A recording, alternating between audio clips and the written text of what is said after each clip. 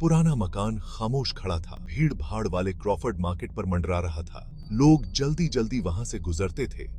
उसके टूटते हुए रूप को कभी नहीं देखते थे। स्थानीय लोग किस्से सुनाते थे। एक परिवार की कहानियां एक ही रात में खत्म हो गई। उनकी चीखें खाली हॉल में गूंज रही हैं। साल बीत गए, घर अछूता रहा। त्रासदी का प्रमाण, जिज्ञासु लोगों के लिए एक आकर्षण, और मूर्ख कुछ ने अंदर जाने की हिम्मत की, रुग्ण जिज्ञासा से प्रेरित होकर। लेकिन कोई भी देर तक नहीं टिका। एक अनदेखी शक्ति ने उन्हें खदेड़ दिया। राहुल, एक युवा कॉलेज का छात्र, कहानियों पर हंसा। उसे अपने संदेह पर गर्व था। भूतों पर विश्वास करने से इनकार कर दिया। उसके दोस्त यह जानते थे। उन्होंने उसके साहस का परीक्षण करने का फैसला किया। उसे भूतिया घर में एक रात बिताने की हिम्मत दी। रात उमस भरी थी। चमेली और डर की गंध से हवा घनी थी। राहुल घर के सामने खड़ा था। उसकी छाती में उसका दिल जोरों से धड़क रहा था। उसने एक गहरी सांस ली।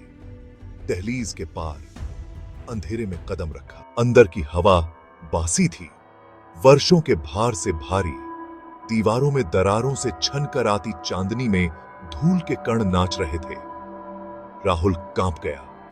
वह फुसफुसाहट की धीमी आवाज सुन सकता था, जो परछाई से आ रही थी। वह घर में और अंदर चला गया। उसका हर कदम सन्नाटे में गूंज रहा था।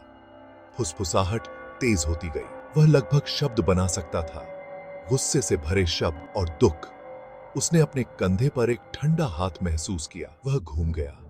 उसकी टॉर्च की रोशनी अंधेरे से कट रही थी। वहां कुछ भी नहीं था, लेकिन फुसफुसाहट जारी रही। उसे सीढ़ियों से ऊपर अटारी की ओर ले गई, उस भयानक हरी चमक का स्रोत जो उसने गली से देखा था। उसने अटारी का दरवाजा खोला। कमरा एक अप्राकृतिक हरी बत्ती से नहाया हुआ था। कमरे के बीच में एक आकृति एक सफेद चादर में लिपटी हुई है। यह उसकी ओर मुड़ा।